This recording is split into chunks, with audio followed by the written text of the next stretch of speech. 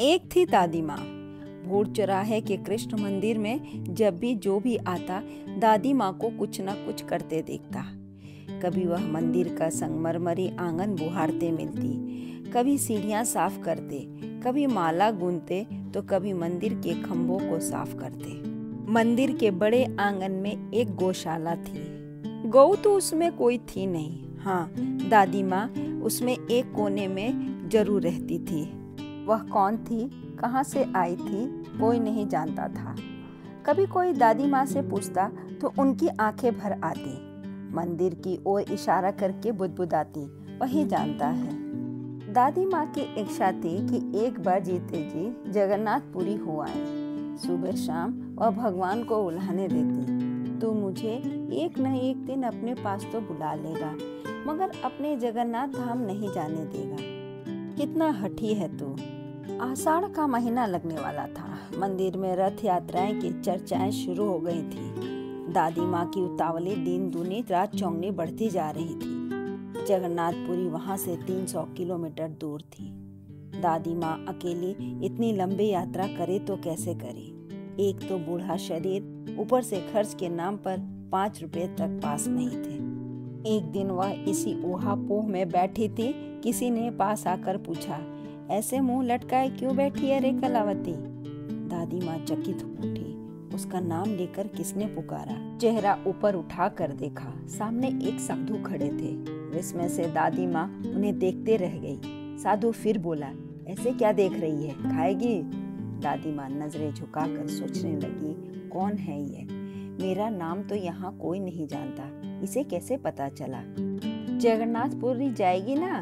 अचानक दादी माँ के कानों में साधु की आवाज गूंजी, सवेरे स्टेशन पर आ जाना, गाड़ी ठीक 8 बजे छूटेगी। दादी माँ कुछ कहती, इससे पहले ही वह साधु बाबा लंबे लंबे डग भरते वहां से चले गए। उस रात दादी माँ सो न सकी। रात भर सोचती रही कि कहीं उन्होंने इस साधु को देखा तो है, पर कहाँ देखा है यह उन्हें चाह कर भी याद नहीं आया। सवेरे के 5 बज गए तो वह उठी, नहा धोकर मंदिर गई। अनमनी सी थी, मन दुविधा में फंसा था कि स्टेशन जाऊं या नहीं। पुजारी जी ने पूछा तो मुंह से निकल गया, आज की गाड़ी से जगन्नाथपुरी जा रही हूँ। जा माँ, जरूर जा। पुजारी की वाणी पर भी जैसे कोई आ बैठा। देव प्रतिमा की ओर इशारा करके उसने बात पूरी की, यह तेरे साथ ही रहेगा माँ। दादी माँ ने आश्वस्त हो गौशाला में आ जल्दी जल्दी 2-4 कपड़े लिए चल दी पैदल स्टेशन की ओर।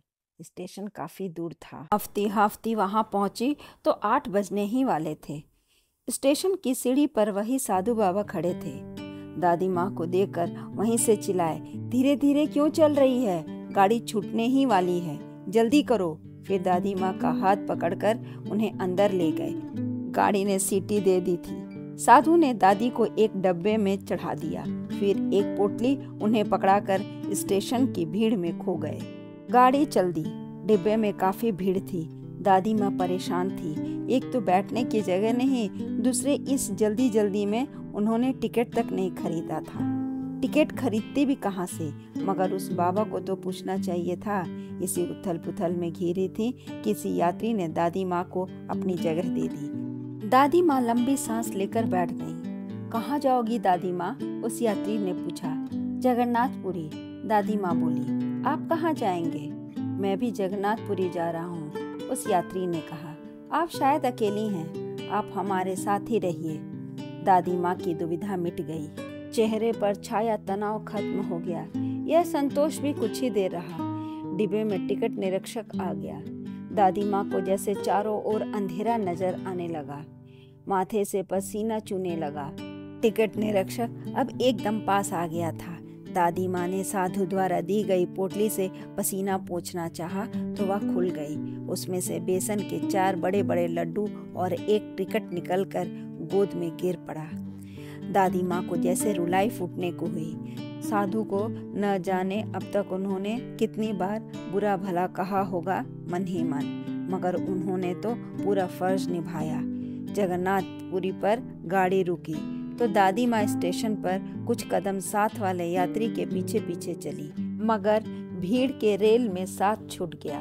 दादी माँ बाहर आई तो वह यात्री उन्हें दूर दूर तक दिखाई नहीं दिया। हताश और उदास दादी माँ वहीं चबूतरे पर बैठ गई। सोचने लगी, अब क्या करें, कहाँ जाएं, कैसे जाएं। एकाएक उन्हें वही बाबा तेजी से अपनी ओर आते दिखाई दिए। डूबती नैया को जैसे सहारा मिल गया। वह कुछ बोलती इससे पहले ही साधु पास आकर अक्खड़पन से बोले, उठ, सामने मुरली वाले की धर्मशाला है, जा वहीं जाकर ठहर जा। यह कहकर वह फिर तेजी से आगे की ओर चले गए। दादी उनके पीछे पीछे चल दी। उन दोनों को अंदर जाते किसी ने नहीं टोका। एक कमरे में दादी को टिका कर साधु बोले, सवेरे ठीक 5 बजे तैयार रहियो, देर करेगी तो ठीक से दर्शन नहीं होंगे। दादी ने बैठने को कहा तो वह बोले, अरे मैं तेरी तरह निठल्ला नहीं, बहुत काम है मुझे, कहकर लंबे लंबे डग भरते साधु धर्मशाला से बाहर निकल गए। दादी सोचती ही रह गई, इन्हें देखा तो है पर कहाँ, यह उनके ध्यान में नहीं आया। रात को दादी बड़ी मीठी नींद सोई।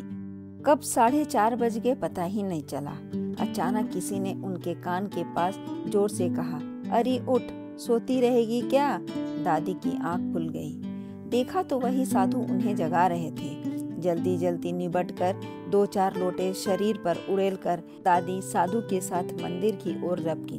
आरती हो रही थी, बड़ी भीड़ थी। साधु ने दादी का हाथ पकड़ा। ना जाने किस ओर से वह दादी को अंदर ले गए। घुमावदार रास्तों से दादी को तेज तेज दौड़ाते वह लगभग जगन्नाथ जी के भवन तक ले गए।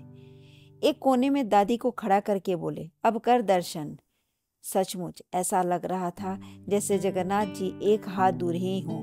दादी की आंखों में आंसुओं की धारा बहने लगी। आरती समाप्त हो गई, किंतु दादी जगन्नाथ जी को अपलक निहारती वहीं बैठी रही।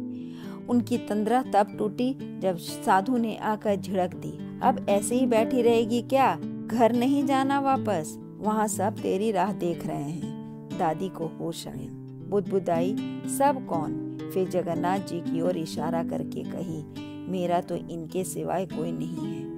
अरे सब यही तो है, और यहाँ भी वहाँ भी, उठ, गाड़ी का समय हो गया, साधु बोले। दादी अनमनी सी थी। साधु आगे आगे, दादी पीछे पीछे। लगा जैसे 10 कदम पर ही स्टेशन हो। गाड़ी छूटने ही को थी। साधु ने दादी को गाड़ी में बिठा दिया।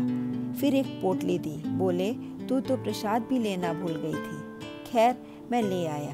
हाँ, इसे घर पहुंचकर पहले अपनों को खिलाना, फिर खुद खाना।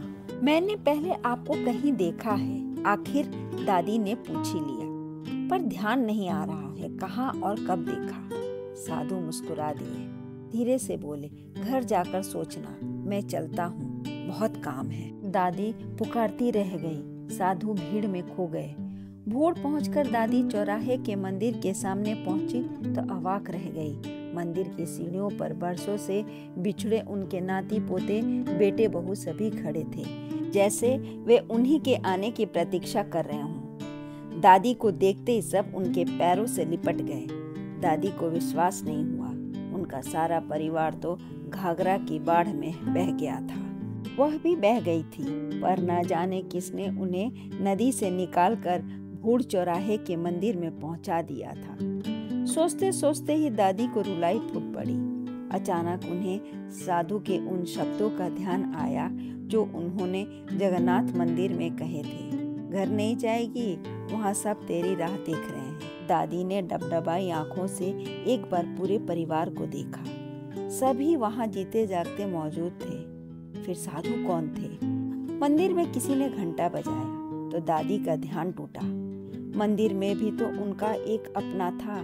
परिवार से बिछुड़कर बरसों से उसी के सहारे तो वह जीवित थी। चलो मेरे साथ मंदिर, दादी ने कहा। फिर सारे परिवार के साथ मंदिर के देव कक्ष में जा पहुंची। देव मूर्ति के आगे नतमस्तक हो उन्होंने कहा, तू ही तो मेरा अपना है, तूने ही आज बरसों से बिछड़ों को मिलाया है। कहकर दादी ने आंसुओं से भीगा चेहरा ऊपर उठाया तो देखा देव मूर्ति का चेहरा एकदम साधु से मिलता जुलता था। धन्यवाद। कहानी अच्छी लगे तो लाइक करें, सब्सक्राइब करें और शेयर करना ना भूलें।